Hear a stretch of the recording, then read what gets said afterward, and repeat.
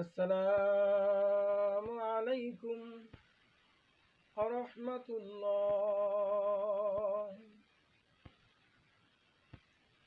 আলহামদুলিল্লাহ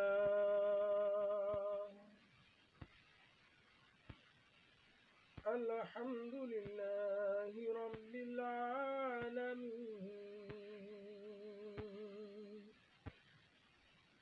সকল প্রশংসা মহান আল্লাহ তাআলার জন্য, যিনি আমাকে এত নিয়ামত রাজি দান করেছেন। যে নিয়ামতের শুকরিয়া আদায় করে কোন বান্দা বান্দির পক্ষে সম্ভব নয়। এত নিয়ামত রাজি আল্লাহ রাব্বুল আলামিন আপনাকে আমাকে দান করেছেন।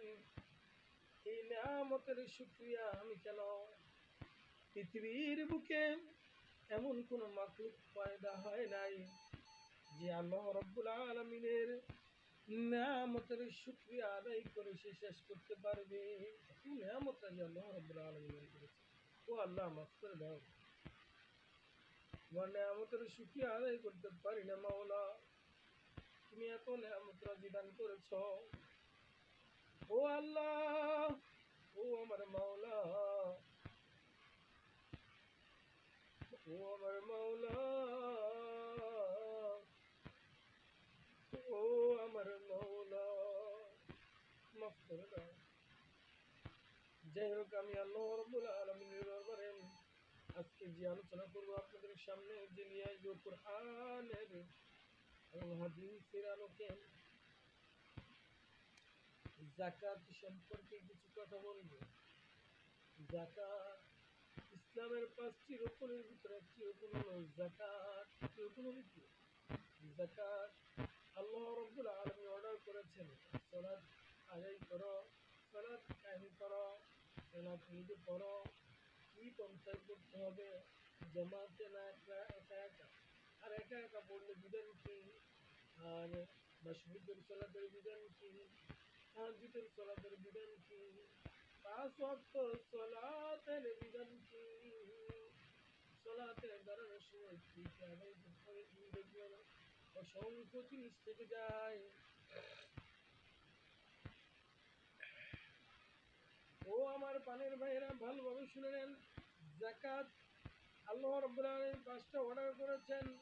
1 নম্বরে সালাতের অর্ডার করেছেন, নামাজ, রোজা, হজ, যাকাত। যাকাত কিন্তু যাকাতের যতগুলো আয়াত রয়েছে, যাকাতের যতগুলো ব্যাখ্যা রয়েছে, এখন মনে করেন আমরা মনে করে থাকি যে ধনীদের উপর যাকাত ফরজ, গরিবদের উপর ফরজ নয়। গরিবদের উপর এটা ফরজ নয়, আমরা তো মনে করি। আসলে মনে রাখেন, ধনী এবং গরিব যেই হন না কেন, যাকাত কিন্তু আপনাদের উপর সকলের উপর ফরজ। বলতে পারেন সারা জীবন ওলামাই কামগণ বলে আসতো যে শুধু ধনীদের উপর যাকাত ফরজ, গরিবদের উপর যাকাত ফরজ। যাকাত ফরজ নয়, কিন্তু যাকাত তো আপনি নিতে পারবেন। সুতরাং যে সুদ খায় এবং সুদ দেয় সম অধিকার হয়। সুতরাং আপনি যদি যাকাত নাই নেন, ফেতরা নাই দেন, আপনি কেন? আপনার জানের যে যাকাত আছে, আপনার মালের যে যাকাত, আপনার উপর যারা গরিব মানুষ রয়েছেন, যারা দরিদ্র মানুষ রয়েছেন, আমি সুদের কথাটা উদাহরণ দিয়েছি, আপনি কেউ কিছু মনে করবেন না। সুদ তো আল্লাহ রাব্বুল আলামিন ঘৃণা করেছেন। সুদ এত নিকৃষ্টতম একটি গুনাহের কাজ, এত নিকৃষ্টতম। আল্লাহ রাব্বুল আলামিন বলেছেন যে সুদ খাইলো অথবা সুদ দিল অথবা সুদের সাক্ষী দিল অথবা সুদের লিপিবদ্ধ করলো, তারা সকলেই সমান অধিকার, তারা সকলেই সমান অধিকার, তাদের সকলের সমান শাস্তি হবে, কোনো কারো কম হবে না। সেজন্য আমার পানির ভাইয়েরা, ভালোভাবে শুনে নেন। সুদের কেউ সাক্ষী দিতে যাইয়েন না, সুদের সাথে কেউ উঠে বসে করিয়েন না। আল্লাহ রাব্বুল আলামিন নিজে ওই সুদওয়ালা ব্যক্তি সম্পর্কে কি বলেছেন জানেন? আমি আল্লাহ যে সুদ খাইলো তার সাথে আমি আল্লাহ যুদ্ধ ঘোষণা করলাম। কথা বলি, যুদ্ধ ঘোষণা করবেন, তার মানে কি আপনারা বুঝলেন? কে যুদ্ধ ঘোষণা করেছেন? আল্লাহ রাব্বুল আলামিন। উদাহরণস্বরূপ কথা একটি বলতেই হয়, বর্তমানে সিরিয়ার যে যুদ্ধ চলতেছে, আমরা তো শান্তিতে ঘুমায় আছি, আমরা তো শান্তিতে পড়ে আছি, আজকে কত সুন্দরভাবে বাংলাদেশের ভিতরে চলাফেরা করা যাচ্ছে। এই যে আজকে বসে কত সুন্দর মজলিসে দিনের কথা বলতেছি, কিছুক্ষণ পূর্বে আপনি কত খাবার খেয়ে আসছেন, আসছেন না খাবার খেয়ে? কিন্তু সিরিয়ার মানুষরা এক বেলা খেলে দুবেলা খেতে পারে না, আর রান্না কি দিবে তারা তো বসাইতেই পারে না। খাবার কি জিনিস তারা তো বলতে গেলে চোখেই দেখে না। সুতরাং আমি বলবো, যে কথাটা সিরিয়ার মানুষ যে তুরস্কের সাথে যে যুদ্ধ লেগেছে অথবা যেই দেশের সাথে লেগেছে, এটা কিন্তু কিয়ামতের একটি বড় আলামত। ও আমার ভাইয়েরা সাবধান হয়ে যান, যারা গুনাহ করতেছেন, যারা জিনা করতেছেন, যারা ব্যভিচার করতেছেন, যারা জুলুম করতেছেন, যারা অত্যাচার করতেছেন, যারা ন্যায় বিচার করেন না, যারা হক কথা বলেন না, যারা নাকি গদির লালসার জন্য, সম্মানের লালসার জন্য মসজিদের সভাপতি হন, সেক্রেটারি হন, ক্যাশিয়ার হন, ছেড়ে দেন আপনার সভাপতি। এই সভাপতি আপনাকে কিয়ামতের দিন হাশরের ময়দানে জাহান্নামের দিকে নিবে, যদি আপনি গদির লালসার জন্য, সম্পদের লালসার জন্য, দুনিয়ার টাকাদের জন্য, দুনিয়ার কোন সম্মানের জন্য আপনি এই ধরনের পদ বা গদি নিয়ে টানাটানি করেন, তাহলে কিন্তু আপনি হাশরের ময়দানে এর জন্য জাহান্নামী হবেন। হ্যাঁ, যদি আপনি মসজিদ মাদ্রাসার ইসলামিক যত প্রতিষ্ঠান রয়েছে, সামাজিক যত প্রতিষ্ঠান রয়েছে, যদি একমাত্র উদ্দেশ্য থাকেন আমার আল্লাহকে রাজি খুশি করার জন্য, ইসলামকে প্রতিষ্ঠিত করার জন্য, তাহলে আপনার এই পদই আপনাকে জান্নাতে নিতে সহায়তা করবে। প্রত্যেকটি জিনিসের দুটো দিক, একটা ভালো দিক, একটা মন্দ দিক। ঠিক আছে? কথা শুনে নেন। ধরুন জামাই কোনোদিন নামাজ পড়ে না, এমন মেয়ের, বা ধরুন শ্বশুর কোনোদিন নামাজ পড়ে না, জামার কথাটা বলি। শ্বশুর কোনোদিন নামাজ পড়ে না, এখন মেয়ের জামাই যে আছে সে নামাজ পড়ে একজন আলেম। এখন যখন ফার্স্ট টাইম শ্বশুর বাড়িতে গেল, যাওয়ার পর এখন ঘটনাক্রমে শ্বশুর এবং জামাই একই বিছানায় ঘুমাইতে হইল, ঘটনাক্রমে যে কোনো একটা ঘটনাক্রমে একই বিছানায় ঘুমাইতে হইল। এখন জামাই যদি নামাজে চলে যায়, বলে আব্বা আপনি কি নামাজে যাবেন না? বলবে হ্যাঁ যাবে। এখন কথা হলো, আপনার আব্বাই কোন দিকটা পশ্চিম, কোন দিকটা পূর্ব তাই জানে না। ধরুন যান, কিন্তু নামাজ পড়েন। ওই দিন যে জামাইয়ের সাথে নামাজ পড়তে গিয়েছে, ওই নামাজের নিজের ন্যাক হবে। বলতে পারেন ন্যাক কি হবে? নামাজ পড়তে যাইয়া যতগুলো হরফ উচ্চারণ করেছেন, আর যদি জামাতে নামাজ পড়ে থাকে, যদি ইমামের নামাজ হয়ে থাকে, তাহলে সকলের নামাজ হয়ে যাবে। কিন্তু কথা হলো এই, ওই যে লোক দেখানো নামাজ না পড়লে শরম, না পড়লে শরম, আজকে যেতে হবে। সেই জন্য বলো, ও আমার পানের বাইরে এইরকম অসংখ্য আমল আমরা করে থাকি, এসব আমল পরিত্যক্ত করেন, এসব আমল আমরা পরিত্যক্ত করেন। যাই হোক, আজকের যে আলোচনা, সে আলোচনা করতে এখন শুরু করতে পারলাম না। আর যদি শুরু করি কতক্ষণ লাগবে বলুন তো? যাই হোক, আমার পানির বাইরে আমি মূল কথাটা এটাই বলতে চাইছিলাম, যে সিরিয়া এবং তুরস্কের যুদ্ধ লাগার পর যদি সিরিয়ার লোক তুরস্কের কোনো ব্যক্তিকে দেখে, তাকে কি জীবিত রাখবে না মেরে ফেলবে, না তাকে কানায়, না তাকে কয়েকখানায় বন্দি করে রাখবে, সেটা আপনার আমার চেয়ে ভালো জানেন। তো কোথায় রাখবেন? দেখার সাথে সাথে গুলি করে উড়িয়ে দিবে। আর যদি কোনো রকমের ইনফরমেশন নেওয়ার ইচ্ছা থাকে তাহলে তাকে বিভিন্ন রকমের শাস্তি দিয়ে, বিভিন্ন রকমের যন্ত্রণা দিয়ে, বিভিন্ন রকমের আযাব দিয়ে তাকে একটি আবদ্ধ ঘরে বন্দি করে রেখে তার কাছ থেকে কিছু তথ্য নেওয়ার চেষ্টা করবে। কিন্তু আমার আল্লাহ রাব্বুল আলামিন আসলে আমাদের কি আপনাদের কিছু করতে হবে? তথ্যের জন্য দুজন লিখে দেবে, একজন ফেরেশতা আর একজন ফেরেশতা। দুজন ফেরেশতাকে লিখে দিয়েছেন, ভালো কাজ করলে তুমি এ লিখবা, মন্দ কাজ করলে তুমি তা লিখবা। ওই মন্দ কাজ যদি আমার বান্দা না করে লিখবে না। সাবধান করে দিয়েছি। ধ্বংস হয়ে যাবে। কেউ যদি ন্যাক কাজ করার জন্য নিয়ত করে, আমি সংক্ষেপে কথা বলবো, আসলে আলোচনা অনেক লম্বা হয়ে যাচ্ছে, আমি মূল আলোচনা এখনই প্রবেশ করতে পারি। দেখুন দুইটা কথা রয়েছে। ফেরেশতারা বলল, আপনি ধরুন বা আমি ধরুন, ওই মুহূর্তে আমি নিয়ত করলাম যে আজকে আমি চুরি করব। ধরবো যারা চুরি করে তারা কিন্তু অনেক পরিকল্পনা করে। যারা চোর তারা কিন্তু অনেক আগেই থেকে পরিকল্পনা করে চুরিটা করবে। একদিন ভাবে, ২ দিন ভাবে, ৩ দিন ভাবে, ৬ দিন, ১ মাস, ২ মাস, ৬ মাস, এরকম ভাবতেই থাকে। এরকম ভাবতেই থাকে। তো অনেকদিন ভাবার পর বা অনেকক্ষণ ভাবার পর নির্দিষ্ট একটা সময় সে চুরি করার জন্য প্রবেশ করে। অর্থাৎ তার যে এই পরিকল্পনা ভাবা, এই যে ভেবেছে যে চুরি করবে প্রতিদিন প্রতিদিন, তখন সাবধান বলেন, ও আল্লাহ, তোমার এই বান্দা তো চুরি করার জন্য নিয়ত করে ফেলেছে, লিখে দিল নাকি?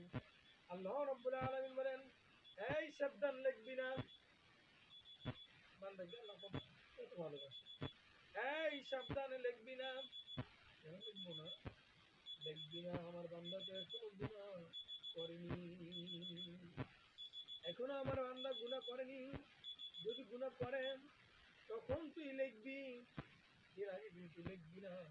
আর যদি আমার কোনো বান্দা নিয়ত করে যে আমি আগামীকাল রোজা রাখবো, আগামীকাল আমি এই ইবাদতটা করবো, বা ফজরের পর আমি কারীম তেলাওয়াত করবো রেগুলার, বা আমি আগামীকাল রোজা রাখবো, বা আমি দীর্ঘদিন পর্যন্ত এইভাবে রোজা রাখবো, এইরকম চিন্তা ভাবনা করে আমার আল্লাহ বলে, আমার এই বান্দার এই নেকটা তুই লিখে দে নিয়তের কারণে।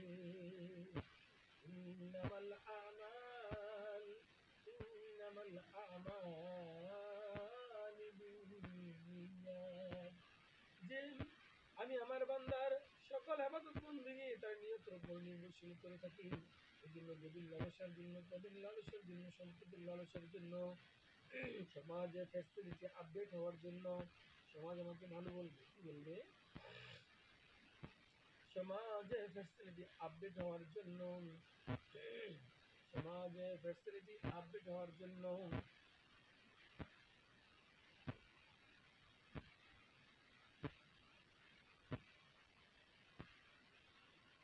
যেই নাকি মসজিদের সভাপতি হয় তার কোনো লেখা হবে?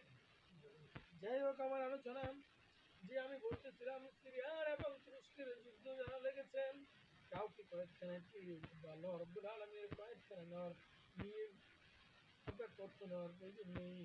আপনি যা করেছেন সম্পূর্ণ দলিল রয়েছে, সম্পূর্ণ দলিল রয়েছে।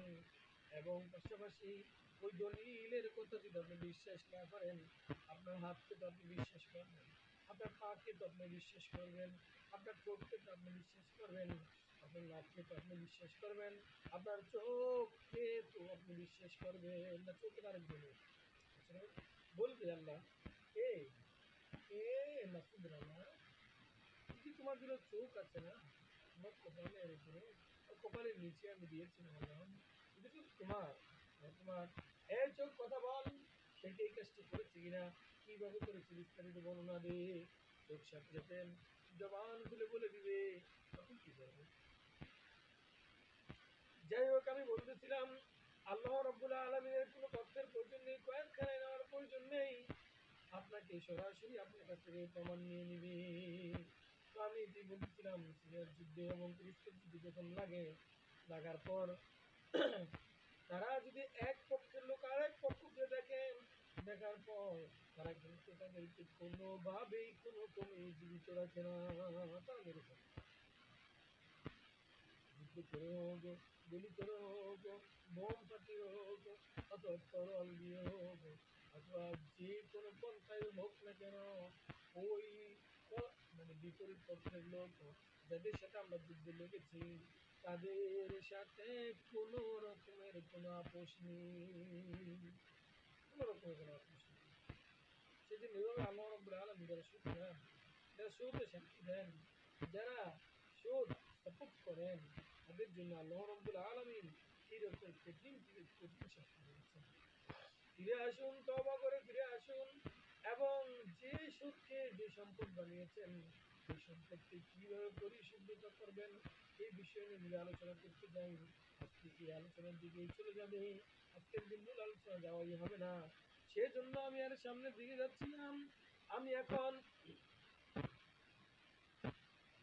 আমি এখন যে মূল যে আলোচনা, যে আজকে জাকাত সম্পর্কে আলোচনা, এ প্রসঙ্গে আল্লাহ রাব্বুল আলামিন কোরআন কারীমে অসংখ্য আয়াতের ভিতর ঘোষণা করে দিয়েছেন।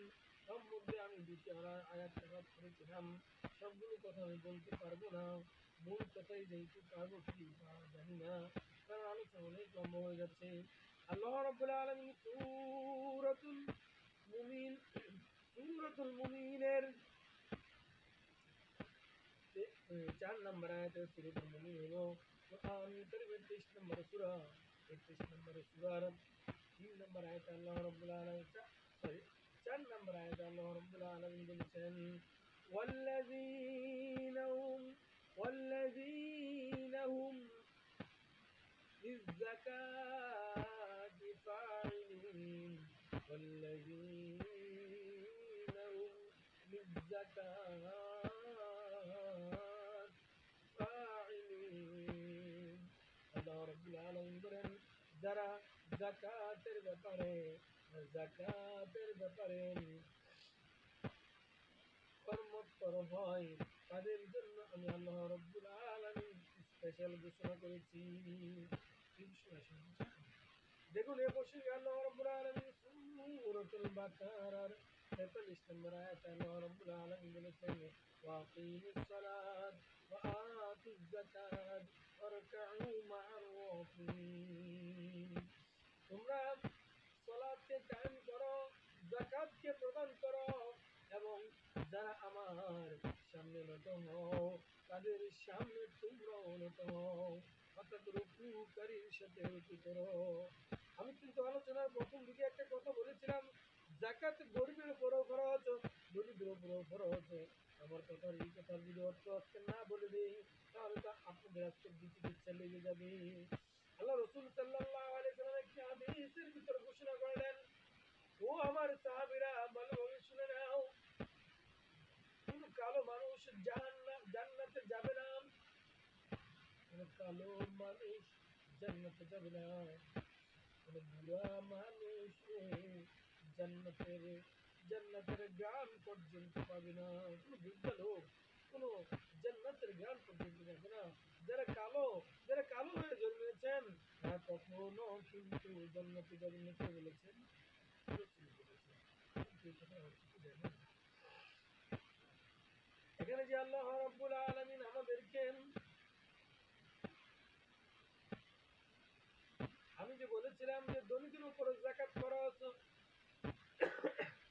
গরিবের উপর যাকাত খরচ, কিভাবে খরচ আমি আজকে আপনাদেরকে ক্লিয়ার করে দিচ্ছি।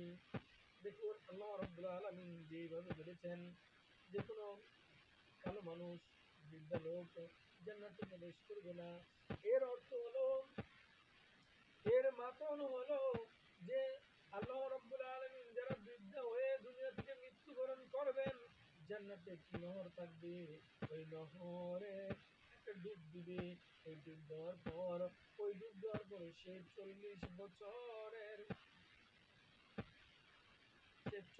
বছরের যুবক হয়ে জান্নাতে প্রবেশ করবে। যারা কালো থাকবে তাদের জন্য একটি নহর থাকবে, তারা ডুব দিবে, ডুব দেওয়ার পর চাইতে অনেক উজ্জ্বল সুন্দর হয়ে জান্নাতে সে প্রবেশ করবে। কথাটা বুঝতে পেরেছেন? তারা জান্নাতে যাবে না, কালো লোকও যাবে না, বৃদ্ধ লোকও যাবে না, জান্নাতে সবাই যুবক থাকবে, যুবক এবং যুবতী থাকবে। এখানে কোনো এখানে কোনো বৃদ্ধা লোকের আশ্রয় নেই। ওই বৃদ্ধা কেউ যারা এখন বৃদ্ধ হয়ে গেছেন আফসোস করার কোনো কারণ নেই। জান্নাত যুবক হয়েই জান্নাতে প্রবেশ করবে আল্লাহ রাব্বুল আলামিন। এই হলো কথা। যারা নাকি আপনার যাকাত দরিদ্রের উপর খরচ, গরিবদের উপর খরচ কিভাবে খরচ এই কথাটা জানতে হবে। যারা গরিব রয়েছেন দরিদ্র রয়েছেন তাদের জানের জন্য যে সাদকা দান করেন, ফেতরা দান করেন, ওই ফেতরাটাই হলো আপনার জানের জন্য যাকাত। আপনি গরিব মানুষ হয়েছেন, যাকাত আপনার উপর প্রকৃতপক্ষে সম্পদের দিক দিয়ে খরচ নয়, কিন্তু আপনি ফসল চাষ করেছেন, কি করেছেন? অথবা ফসল চাষ করেননি, অথবা গরু ছাগল ভেড়া ইত্যাদি লালন পালন করেন। যদি আপনার 40টা কয়টা 40টা ভেড়া থাকেন, 40টা গাভী থাকেন, তা থেকে একটা গাভী আপনাকে দান করে ফেলতে হবে যাকাত হিসাবে। যদি আপনার 40টা দেশি মুরগি বা অন্যান্য মুরগি পালেন, তার থেকে একটা মুরগি আপনি আল্লাহ তাআলার আল্লাহ তাআলার রাস্তায় যাকাত হিসাবে দান করে দিতে হবে। এই জন্য যারা দরিদ্র মানুষ রয়েছেন, আমরা ফিতরাটা আদায় করি। কে কে আদায় দিয়ে হাত করুন। ফিতরা কেউ খান? এখানে কেউ আছে? মনে হয় না। কোনো দিকে নেই। সুতরাং আপনার উপরও যাকাত খরচ, কিন্তু সম্পদের যদি থেকে থাকে নেশাব পরিমাণ সম্পদে, তাহলে আপনার উপর ওই নেশাব পরিমাণ সম্পদের যে যাকাত হয়েছে যাকাত খরচ। কিন্তু বর্তমানে আপনার মুঠোর ভিতরে যা সম্পদ রয়েছে তার জন্য সবচেয়ে জারিয়া হিসেবে জানের জন্য যাকাত। আপনার যেখানে কি ফেতরা বলা হয়, কি বলা হয়, 273 টাকা, 300 টাকা, 1000 টাকা, 500 টাকা, সরকারিভাবে ঘোষণা করে যে জাকাতের বিধিবিধান হলো আপনার একটু কম বেশি হওয়ার কারণ কি আজকে জানতে চান? আজকে বলে দিচ্ছি। যদি আপনার গম এবং আসলে যখন আপনার এই জাকাত কতটুকু খরচ, কেন এই 273 টাকা, 270 টাকা, 280 টাকা নির্ধারণ করে, এটা একটু ব্যাখ্যা রয়েছে। এটা হলো পণ্যের যদি দ্রব্যের দাম, চাউলের দাম অথবা গমের দাম, এসবের জিনিস একটু কম বেশি হয়, রদ বদল হয়, তাহলে আপনার জাকাতের যে দানের জন্য যে জাকাত রয়েছে, যেখানে জাকাত ফিতরা বলা হয়, ওই ফিতরা জাকাত কি হলো আপনার জন্য কম বেশি হতে পারে। যাই হোক, আমি আলোচনা অনেক লম্বা হয়ে যাচ্ছে, আমি আর সামনের দিকে যাব না। আমি শুধু আজকে আপনাদেরকে জানিয়ে দিব আল্লাহ রাব্বুল আলামিন যাকাত সম্পর্কে কোরআনে কারিমে কতগুলো আয়াত নাযিল করেছেন এবং কোন সূরার কোন আয়াতের ভিতরে আল্লাহ রাব্বুল আলামিন যাকাত সম্পর্কে কথা বলেছেন। যারা যাকাত আদায় করেন, আল্লাহ রাব্বুল আলামিন আখিরাতে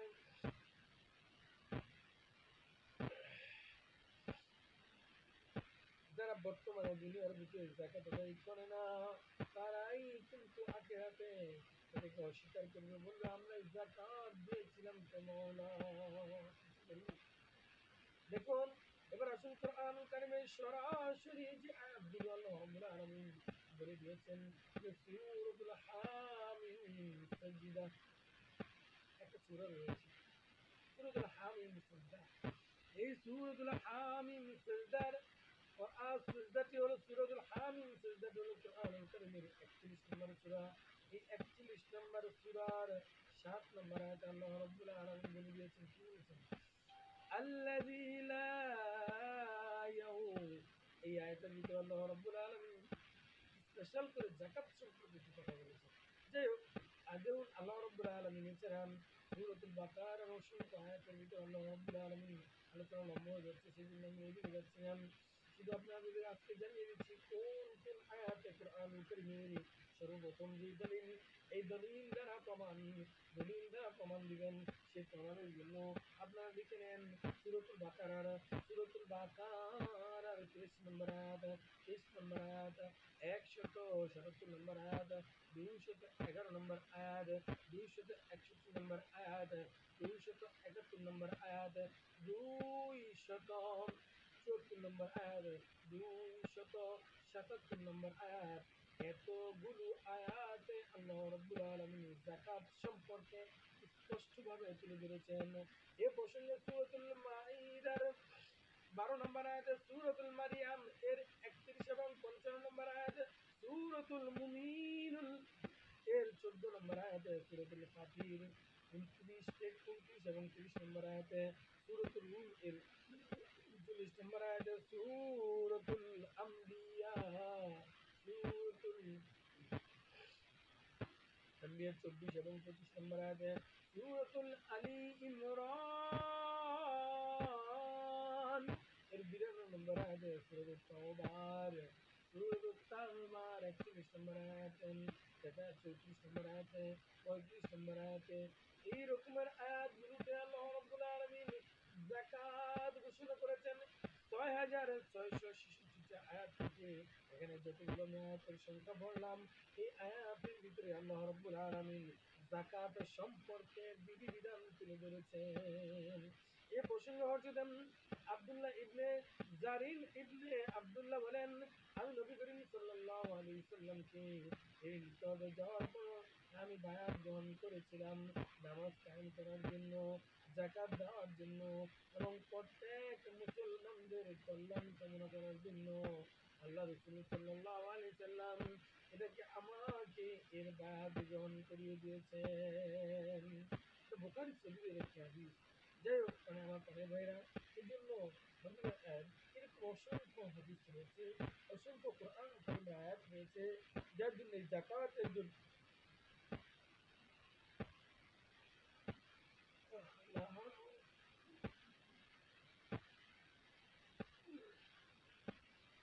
যাকাতের বিধিবিধান সম্পর্কে তুলে ধরেছেন। সকলের ইহলৌকিক সকল ধরনের মঙ্গল এবং পরলৌকিক সকল ধরনের মঙ্গল কামনা করেই আমি আজকের এই আলোচনা থেকে বিদায় নিচ্ছি। আসসালামু আলাইকুম ওয়া রাহমাতুল্লাহি ওয়া বারাকাতুহু।